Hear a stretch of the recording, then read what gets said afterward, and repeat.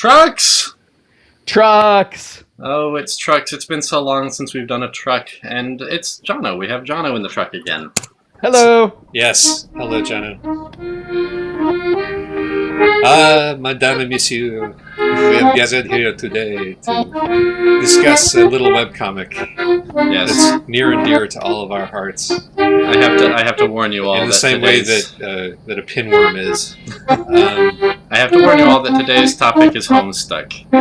Yes. Yes, Thank you, indeed. Jono, Thank for you, the live Jono. performance of Homestuck. You're welcome. Yep, Now that I was can it. put my accordion down, which makes the Skype a little less awkward. I really appreciate that you did that. That was fun. Yeah, I really enjoy Homestuck music. It's almost a genre unto itself. It is I kind really of. like. They tend to have very strong chord progressions, and it's really interesting how people will kind of remix the same theme into a lot of different moods. Yeah, it is one of the major selling points of the comic for me. I think that a lot of that has to do with one particular guy who is the guy who wrote the song that you just were playing, which is Showtime. His name is Malcolm Brown, and he is. What are you doing, Showtime. Josh? Wanting Isaac is asking why I was staring really intensely at my dashboard, and it's because I was trying to. I've never had this particular dashboard before, and I was trying to figure out. Oh my god, this thing has 2 reverse gears. I was trying to figure out. Is this the truck that we So own, this Josh? No, this is not the truck that we own. This is a different truck than you usually drive, I take it? We drive a different truck every time. We've got an onboard GPS Oh. and an onboard GPS. We've always those have both always existed. So but it just sometimes randomly upgrades you with a better truck? I or- mean, we do the quick jobs, and the truck is provided by the employer. I see. But the trouble here is that I was trying to figure out where the indicator of what gear I'm in is, and it's there in the lower right corner, and it's a teeny weeny little number. Oh yeah, I see it. I can barely read it. So this is going to be an extra layer of challenge. Oh right. But I didn't mean to interrupt the Homestuck. It's okay. That's okay. I mean, we kind of got we kind of hoisted ourselves went into straight it a into little bit. You know, assuming that everybody on the planet who's likely to have heard this is already a Homestuck fan. Let It's me a tell safe you about enough Homestuck. assumption. Yeah. Our friend Rob was saying that being a Homestuck fan is like being somebody who has a recreational interest in psychedelic drugs, and that much of our conversation with those who are not fans sounds like, oh my god, man, you have to experience it yourself. Yeah, I read Rob's Tumblr. I enjoyed that post. Yeah, we've got a guy in our comic drawing club who really loves Problem Sleuth and really hates Homestuck. Oh wow, That's a man after my own heart in a certain way. A contrarian, certainly. A man of the old school, but wrong also. I'm sympathetic. He is not correct, but I am sympathetic. Right, so who wants to explain Homestuck for beginners then? Who wants to tell everybody about Homestuck? Yeah, we're not. I mean, I'm going to say that's a fool's errand. Okay. Well, let's give at least the basic gifs. The basic gifs. Yes, I expect to see the basic gifs Yeah, you on got the it. screen right now. Here are a few gifs, which I think will help to illustrate. Perfect. But Yes. on the most basic of levels, if you're completely uninitiated in what's Homestuck, it's a webcomic. It's a webcomic about some kids playing a video Sort of. game on the internet. Yep, But the video game is real, and like Jumanji, and it becomes this ultra convoluted creation myth like Jumanji. For the entire multiverse, I suppose. And it's sort of... This is a stop sign and not a traffic light, so we're never going to get moving. Why don't you okay. nudge the guy with the cinder blocks gently out of your way? You know, it's not actually have that to. much like Jumanji, if you think about it. But yeah, it's sort of the ultimate I find myself example actually of the... kind of surprised to remember that Robin Williams has not yet appeared in Homestuck. But anyway, and is unlikely to now, unfortunately. Yeah. But yes, I'm sorry. Yes, Homestuck. We're explaining Homestuck. Homestuck is not very much like Jumanji. What it is it is a multivalent audiovisual / interactive experience on a scale never before attempted. A pioneer in the usage of the webcomic medium to expanding it to include music, video, various interactive bullfuckery, and more, possibly more to the point, it has also spawned a culture unto itself, which rivals various other more widely known, respectable internet cultures widely like known furries. Yes,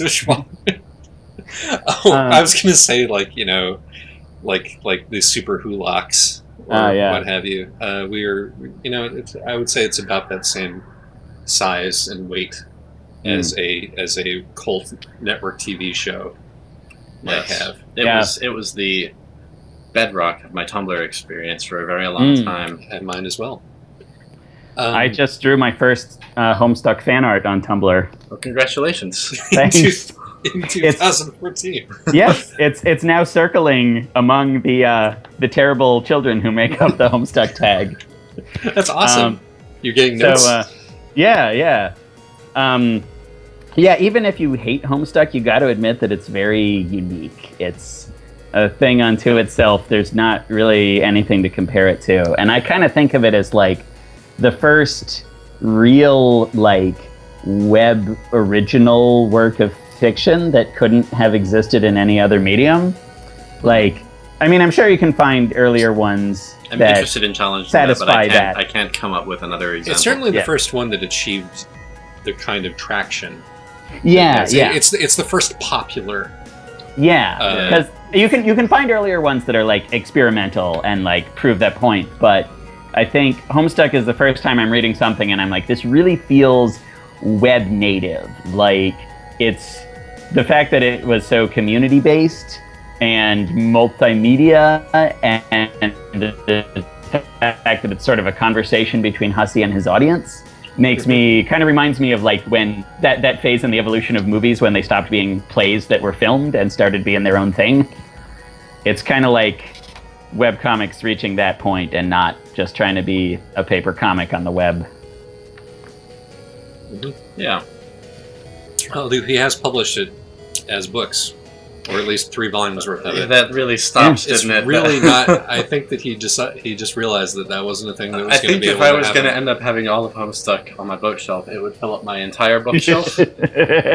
Yeah. That's the other thing. This is really long. This comic is long. And when you're wow, this should be wrapping up towards a conclusion right about now, it's no, you're actually only 1/10 of the way into it.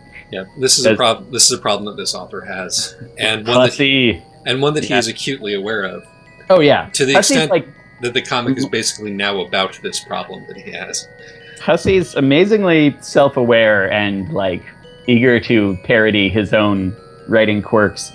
But yeah, to me, reading a story by Hussey is kind of Hussey goes, here's 3 corners of a square. Can you guess where the 4th corner is? Wait, no, surprise, it's actually a cube. Here's 7 corners of the cube. Guess where the 8th corner is? Wait, no, it's actually an nth dimensional fractal hypercube.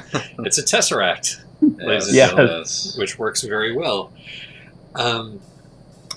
So this is the point at which we find ourselves. So if this group of 3 people are discussing Homestuck, and I think that at a certain point in this conversation, we'll abandon any pretense of trying to keep this spoiler free or general and just dive into talking about. That time might as well be right now. Really? Okay. I was thinking that we might talk a little bit about what this thing has done to our lives. Okay. Okay. I suppose that it's just hard for me to believe that anybody who's watching Truck's episode 41 or whatever this doesn't already know this. Doesn't already know some Homestuck. Doesn't already know that they don't care about spoilers. We're very we're usually very remiss, or we're usually very loath to discuss it. I feel. But we have. Yeah, that's true. So yeah, we might as well dive into what I do like this other topic of conversation you had. How it has affected our lives. It is worth discussing, but let's not put spoilers off the table. There's just no point. That's all I'm saying. All right, so we want to proceed with that in a completely, So, all right, if you care about spoilers, which, I mean, that's a topic of discussion in and of itself. I swear, if you haven't started reading Homestuck, and we spoil something for you that happened recently in Homestuck, and you decide to start reading Homestuck, it's going to be completely incomprehensible to you. Right. You're going to forget that we had this conversation. You're going by the to time think that you've come up on the spoiler about 5 separate times. The spoilers are not going to make any sense. There's this amazing Homestuck phenomenon where... Whoa, that's lovely. Wow. Whoa! Nice save! It just didn't quite end perfectly. I was archive binging around the same time Sushu was, and Sushu was like a couple pages ahead of me, and we noticed this amazing phenomenon where if someone else is even a couple pages ahead of you in Homestuck, then what they're reading is utterly incomprehensible to you. Because so much changes in those few pages. Yes. Also, everything that happens in Homestuck happens again, and again, and again, and again. So every general thing that we discuss here will probably be applicable to any point in the comic, and also to the comic as a whole, and also to the comics placed in the universe as a whole. Yeah. Right. Because that tends to be the way that these things work. Yeah, if we spoilered that event X happened in event Y, or that event X resolved in way Y, actually event X also resolves in every other possible way before resolving in way Y. So... Ladies and gentlemen, don't read Homestuck. There's no excuse. Yeah. Yep. It will ruin your life. But no, there's a very... I would be slightly surprised if we've never mentioned this one before. There's a very direct way in which Homestuck has affected my and Isaac's life. Yep. Without Homestuck, no trucks. We would have met. This very podcast you're watching would not exist. Yep. Because of Ghost Dunk. Yes, good old Ghost Dunk. Good old Ghost Dunk. Mm-hmm. That guy just disappeared into the Homestuck fandom and moved into a Homestuck commune house. I mean, I would say that right now that certainly was true at one point, but they've tried to put a veneer of respectability on it and tried to concentrate all of the Homestuck into a single room of their new apartment, which is really disorienting room to be in, and it was also the room that I stayed in when I was visiting him about a month ago. I was over there, and they had bottles of Faygo everywhere, and they had a row of styrofoam heads with the wigs and horns on them for every possible cosplay, so they could just pick up their cosplay and head right out the door to their next convention. Dunk, Stefan, if you're listening to this, Jesus Christ, dude. What? Oh man! It's even if you're drinking Faygo, ironically, it still tastes like Faygo. They've all moved on a little bit. Husky broke covenant with him in the way that he's broken covenant with us all, and I think it was back about the time when Terezi was flopping around like a broken bird that they began to repent of their lifestyle. They began to question their religion. Yeah, and move on to the newest non-Homestuck internet memes to use as an organizing principle. Attack on Madoka. Like Kill. I thought it was Madoka. I don't know. But Homestuck is still my favorite anime. And yeah. It is popular among anime people, and I think that it is popular among anime people because the things about it that are good are the same things that are good about anime, and the things about it which are bad are the same things which are bad about anime. Yeah, well said. Pacing, for example, which is a thing that no anime does well. With Miracle. 2 exceptions. That was amazing. Good job, Josh. The convoluted, brain-breaking plot. Thumbs up. Which if that's a thumbs up for you. The very cosplayable characters. Yeah, color-coded characters. That's very important. That's what made the Homestuck fandom what it is today. I, alone among you, maybe, was in the fandom back before Act 5 happened, and we got all of our color-coded bisexual teenage aliens. The effect of those color-coded bisexual teenage aliens on the fandom is hard to overstate. It started the transformation, which has reached the end point that it has now, wherein they're all like 12 now. They're all like 12 now, and if you are over 12 and you are talking about Homestuck, you will maybe post a picture of a trash can with a picture of it, with an arrow pointing to it, saying me, so just so that people are aware that you're Homestuck trash. Yeah, right. But it's amazing to think that when Homestuck started out, the audience was old enough to have played text adventure games and therefore understand the genre of video game that Homestuck was initially spoofing. Or and now watched Con Air or Little Monsters or and now it's like these Homestuck kids are like too young to have seen all this 90s trash culture, but I bet a lot of them are like investigating it based on Homestuck, which is really worrying. That was certainly a thing that happened, yeah. I just got slammed, but during the heyday of the fandom, more people have watched Con Air because of this movie. Oh, for sure. Because of Homestuck, and they found a completely separate audience for it. Yeah, I've never seen Con Air. It looks kind of bad. I've only seen it in the kind of fragmentary way you see a movie like that. Oh yeah. You catch like part of it while you're flipping through channels. It's not even the best bad Nicolas Cage movie, which would be Face Off, or the best bad self-aware bad Nicolas Cage movie is Bad Lieutenant. Port of Call, New Orleans. That is in no sense a bad movie, despite what Andrew Hussey will have you think.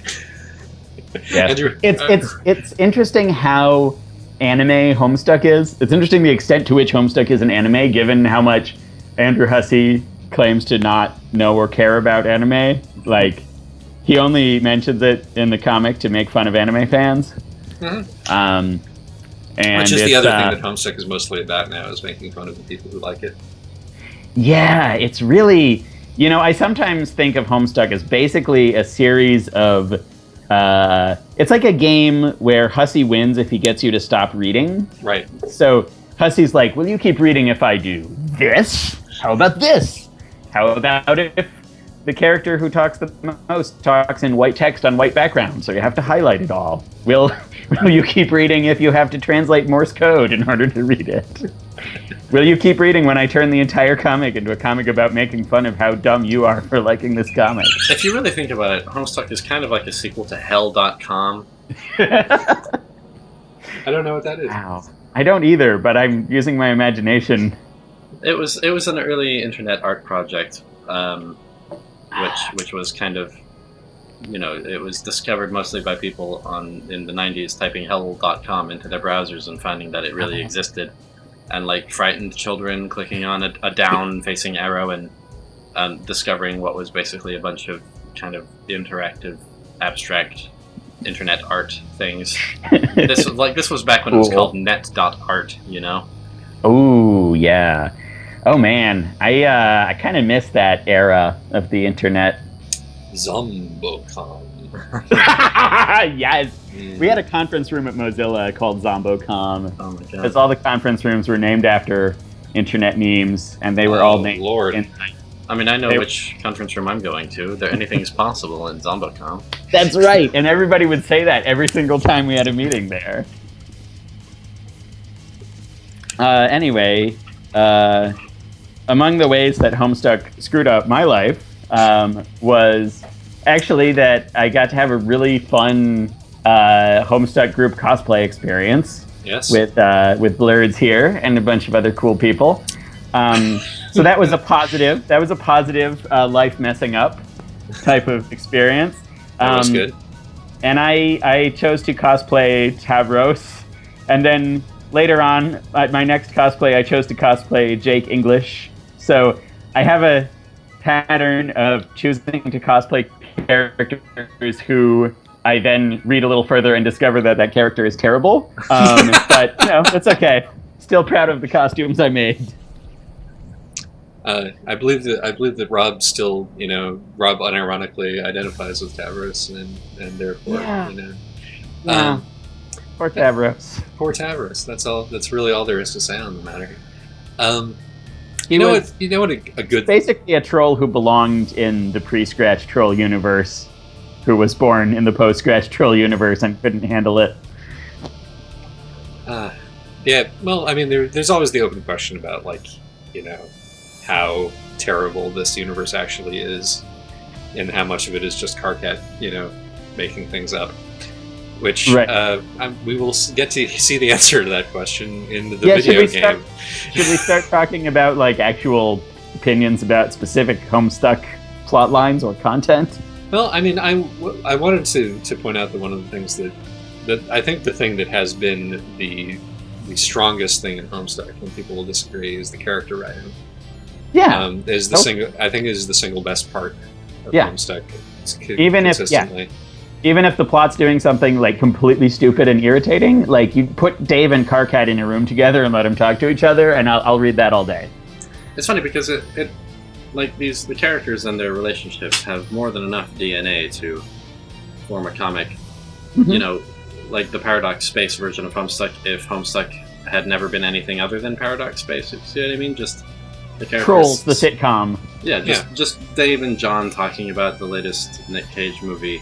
Yeah, things like that. Which is essentially been a funny comic. I mean, that's essentially what the fandom created around it, right? Yeah, and there are definitely a huge faction of people who are in the fandom and who care about these characters who either A, checked out of the comic a long time ago, and are just you know, and just write, draw, experience the role play. The versions of these characters that exist in the fandom, which are not quite the same versions as the versions that actually exist in Right. Or never read the comic in the first place and have experienced it entirely through that medium. Did you guys ever see that fan-made animation video of like all the 12 trolls fighting the Black King of their session? Yeah, that took like a year and a half for them to make at least. Yeah, and like you can tell that they are the fan versions of the trolls and not the canonical versions of the trolls because they're all like cool and competent. Yes. Well, sort of. I mean, they must have been at least a little cool and competent if they won the game, I suppose. Yeah, I feel like there was a definite difference in tone there, where the fandom was sort of just like celebrating these characters that they liked, whereas Hussey would never let them have that in the actual comic without twisting it around somehow. Yeah.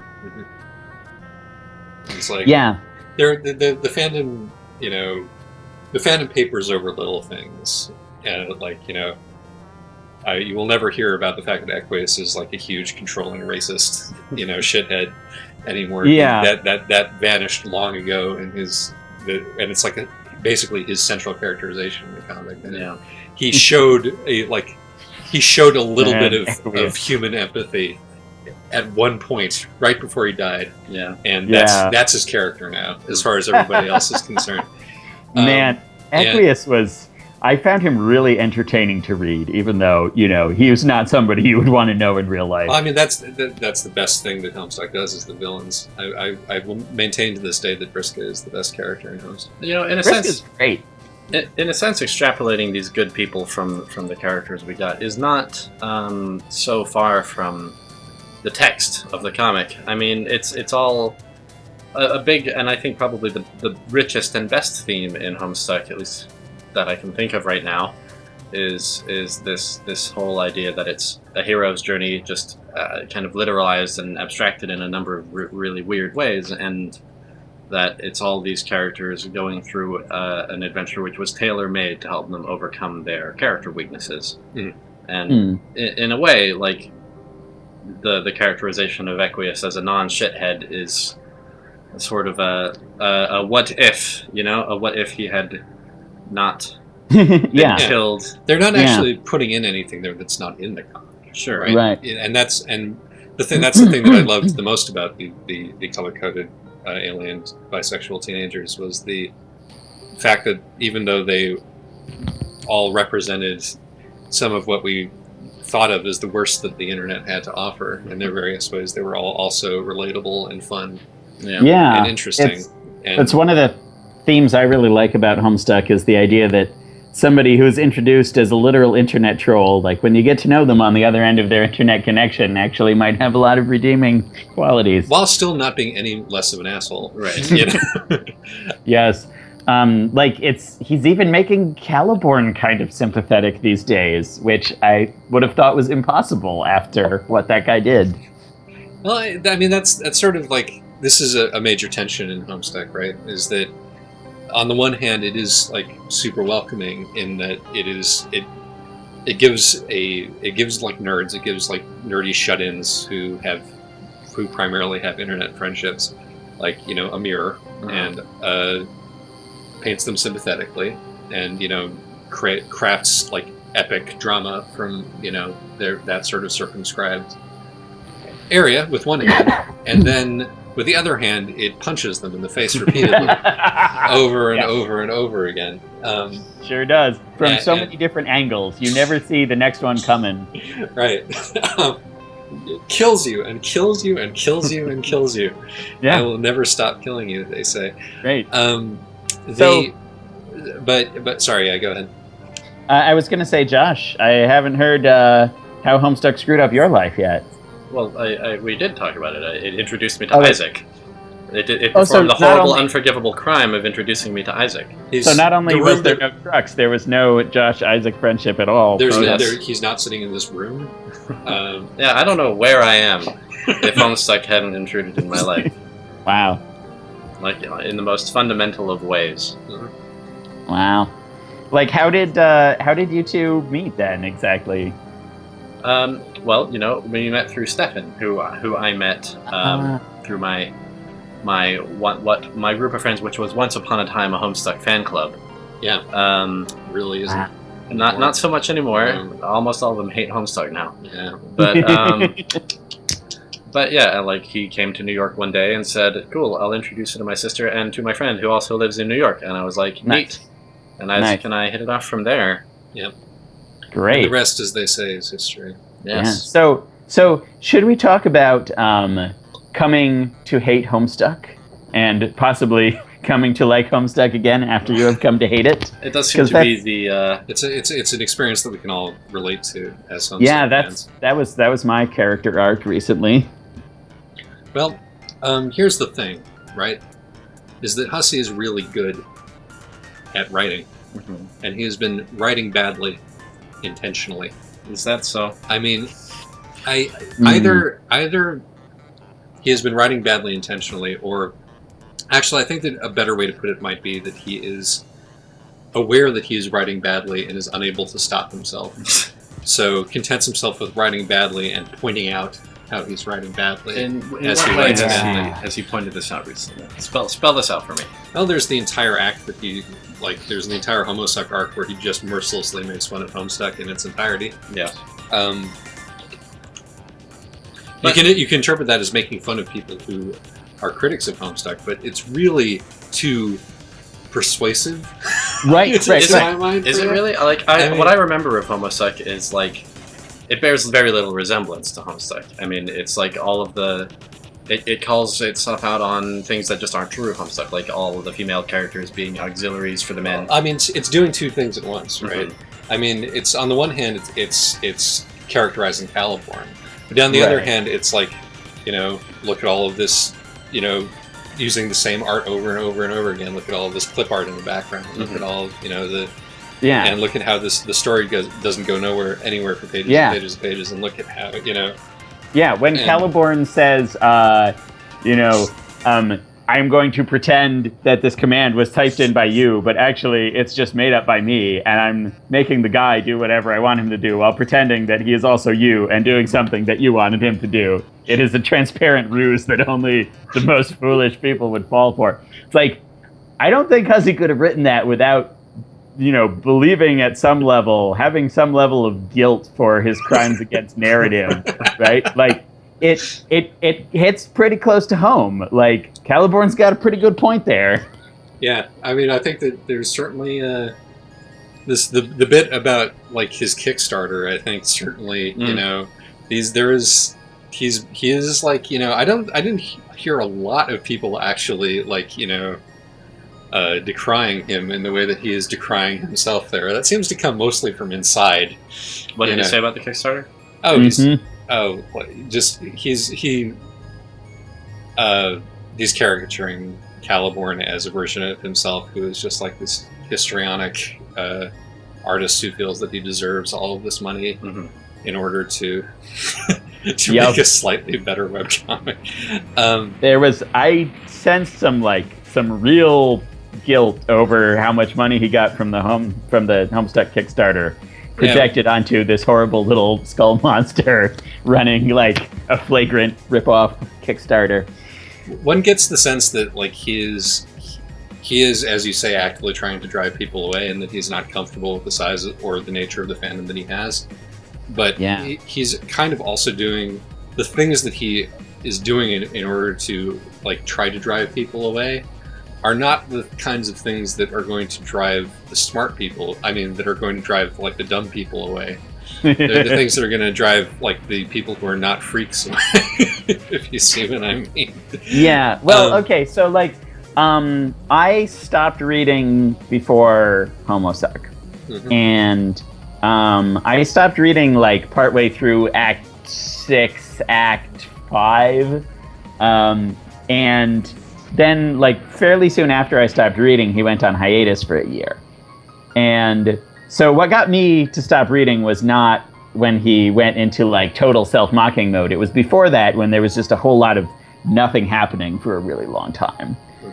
And at that point, I kind of felt about Homestuck the way I feel about those kind of like epic doorstop fantasy series where the guy just can't end it. Like, I've never actually read Wheel of Time, but I've read enough plot summaries and talked to enough people who were burned by Wheel of Time to know that there's a point in that series when the author spends so much time, well, we better check in on these characters we haven't seen in a while. Oh, and we better check in on these characters that we haven't seen in a while. That by the time he's checked in with every character, it's time to check back in with the first characters who we haven't seen in a while, and the plot has not actually moved forward a single inch. And so it gets cut in this loop where apparently from like book 10 to book 11, like the plot actually went backwards. It slowed down so much. He's like, let's rewind and recap some of the nothing that has happened. And boy, does that sound familiar. Right. As we're in the process of rewinding that's the big question. How much of Act 6 did we just rewind? Yeah. How much are we going to have to do again? But I feel like at least we're finally getting some of the payoff that the beginning of Act 6 promised. Like, hopefully, I mean, we're also getting some of the payoff that like Act 2 promised. We're also getting like the stuff with the denizens and the planet quests that has been that's finally getting resolved after literally 8,000 pages. Yeah, I wasn't sure if Hussey forgot about that, but that's silly. Hussey never forgets. Right. I mean, but I'm convinced that he is aware of this and that he is satirizing it on some level, that the whole, like everything about Act 6, from the fact that like all of the planets are dead and inert, and and that all of the people on them are dead, and that all the characters do nothing but talk about their romantic trouble and nothing, and like it's like all of this seems calculated to dive right into there not ever being anything happening.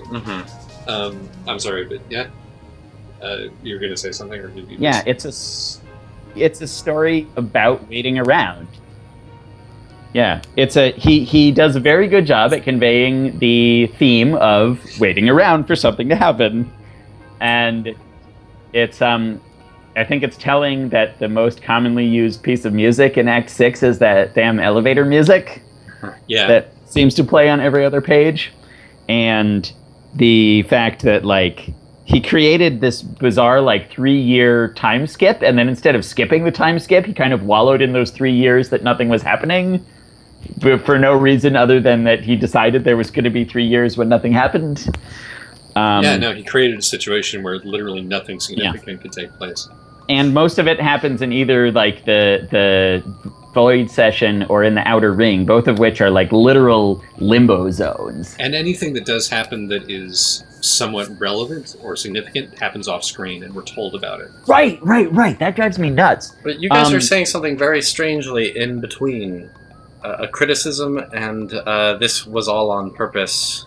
It's on purpose, but that doesn't mean it's fun to read. Right. That's the problem. It's like I'm convinced that this was all intentional, and that it's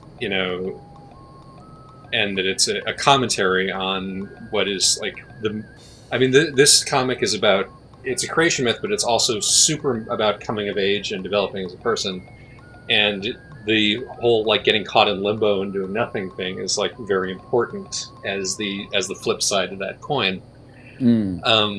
But like choosing to do that in a way that you just literally marinate it for literally years, the way that we've been doing, right, is insane and sadistic. I suppose I have to say that I'm less convinced than you are that there's a degree of intention behind it besides just, whoops, I guess I wrote myself into a corner and then couldn't admit it for a few years. I guess I'll just make some jokes about that while I kind of shuffle out of this. Well, even at the very beginning of Act 6, and so when Homestuck started updating again, I went back to the beginning of Act 6 so I could remind myself of what was happening, because I kind of forgot where exactly I stopped reading, which meant I just archive binged on all of Act 6. So all of the boring parts are very fresh in my memory right now. And I think it's significant that Act 6 starts out with all of these kids waiting for their chance to play the game. And like all of their introductions sort of talk about the idea of waiting in some way. And the in-game characters, right, like the Dursites, the Jack Noir of their session and so on, have gotten impatient of waiting for them to start playing the game and have started like, killing their in-game selves before they even start playing. And so I think like the theme of waiting around for something to happen is like very clearly established from the beginning of this arc. Anyway, it's still not pleasant to read. Like you can realize that this is intentional and still be like, well, I would rather read Homestuck where stuff happens. Do you remember the page where John finally fucking wakes up and arrives and is going to meet his friends? Like the last page before Act 6, where we have this incredibly dramatic music and this montage that's just him dicking around on a slab. He's literally building card towers. He's literally building because... Yeah.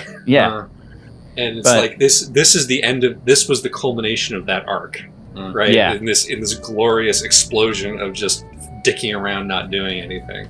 Like, and so I actually have a way higher tolerance than most people for Homestuck style dicking around. Like, I love Act 1, which a lot of people had trouble getting through because it's mostly dicking around, right? But it's hilarious, which is the important thing. Like, if we forget for a moment about all the like big, grandiose, ambitious themes, like the stuff that makes Homestuck fun to read on a page-to-page level is like A, entertaining character chat logs, and B, the basic cycle of like somebody tries to do something, there's an unintended consequence, and then we make fun of them, right?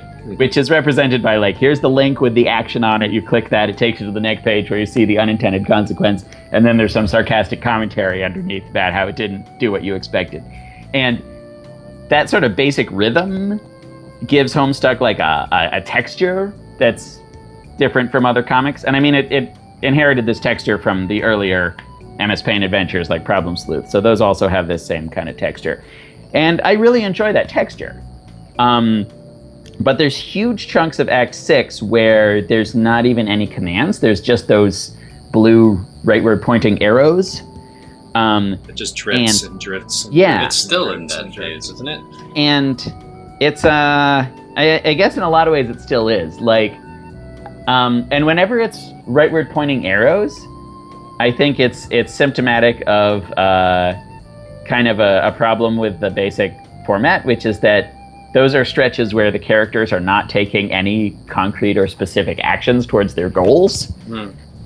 Those are stretches representing where periods in the video game that we were playing here. They're essentially cutscenes, right? Like endless cutscenes. It's as if they hadn't attached their truck to a trailer. They were just driving around Europe aimlessly. Right. It's So I feel like there's a very big difference between Homestuck where the link is a command and Homestuck where the link is a right arrow.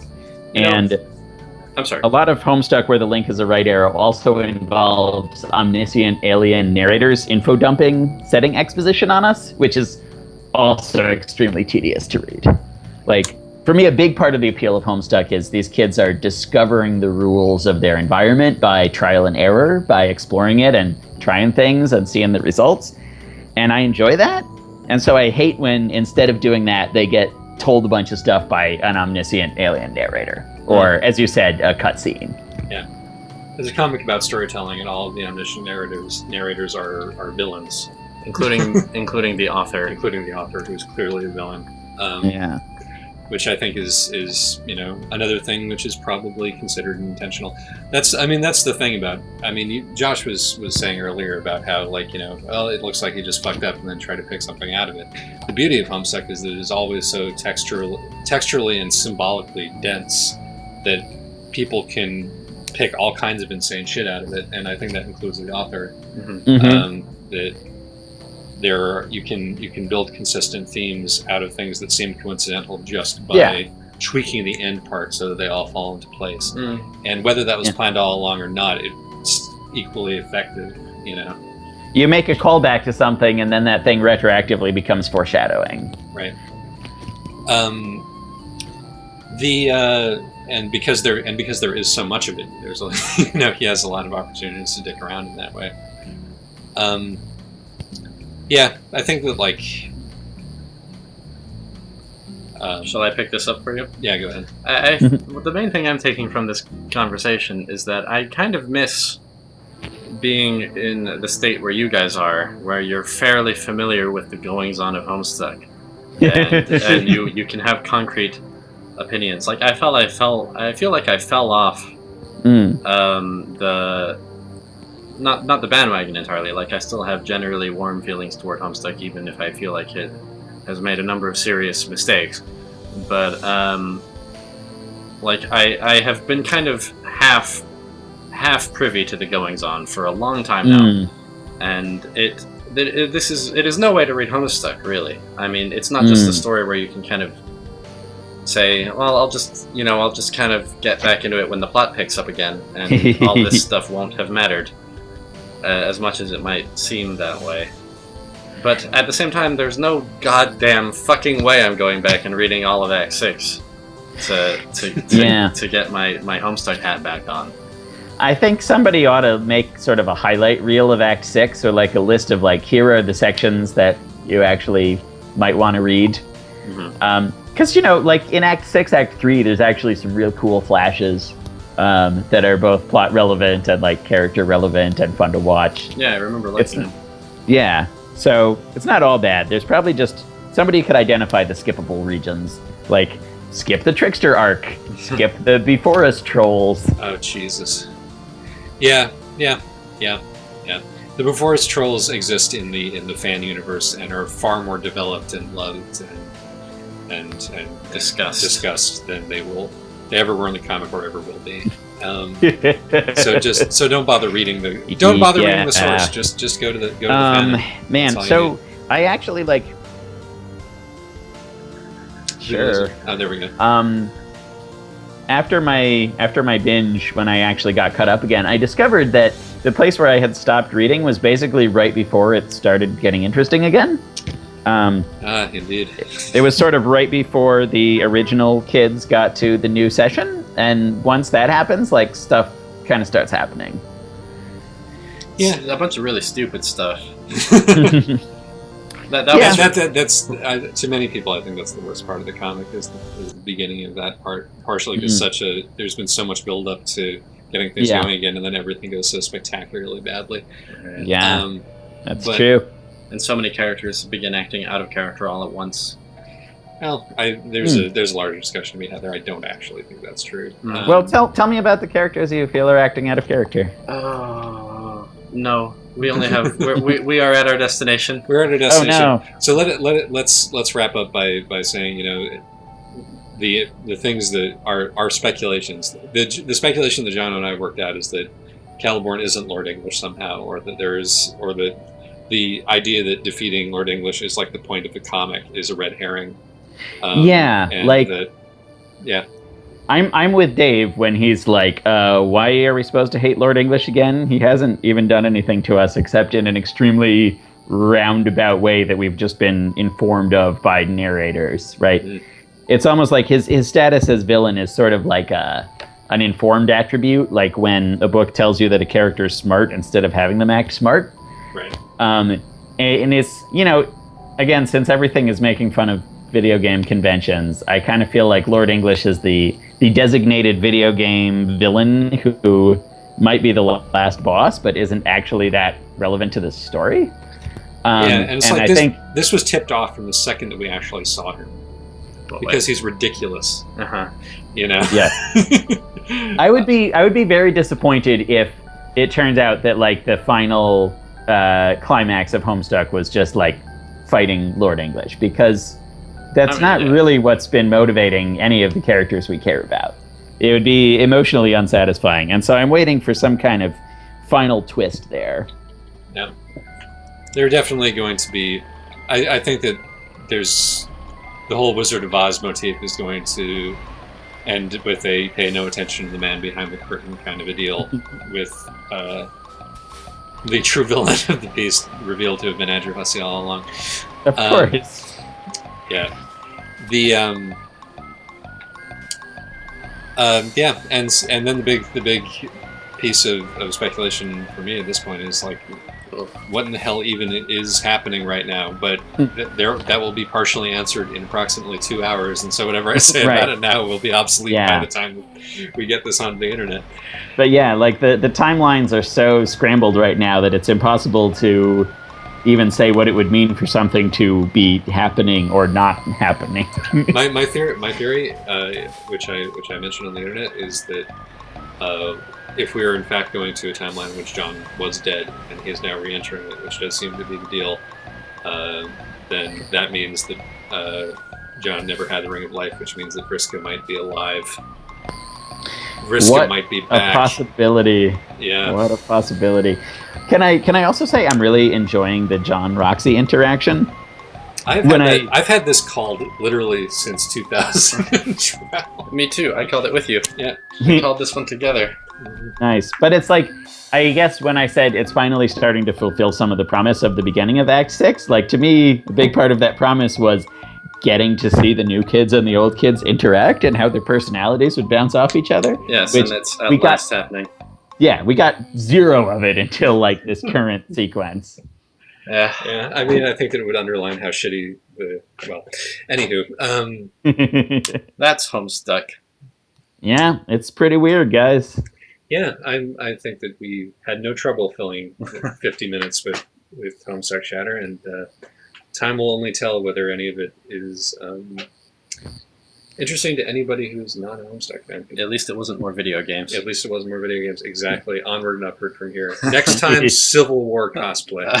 Oh, wow. That's not a joke. That's not a joke. We're going to trot it back in here, and we're going to talk about historical reenactment. Because essentially our mission, as we have discovered over a year we've been doing this now? More than a year, yes. Is that we'll talk about all fandom. Yes! Now that's a mission I can get behind. Yeah. All right. Thanks for watching, listening. Goodbye. Bye-bye. Bye.